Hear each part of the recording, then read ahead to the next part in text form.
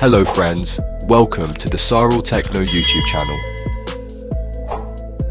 So today I'm reviewing a new tool that you can use to do a lot of things.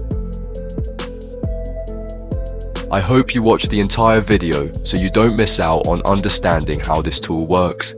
Here, my tool is already running automatically. I've already registered, you can do the same. In the user login menu, please first click the register menu to register using your Gmail account. After registering, you can continue by clicking login and wait a moment until the tool opens and is ready to use.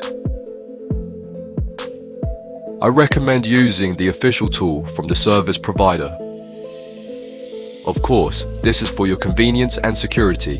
This tool can perform several tasks, such as troubleshooting MDM and KG issues, including FRP. You can also activate diag mode, if available in the Infinix ITEL menu.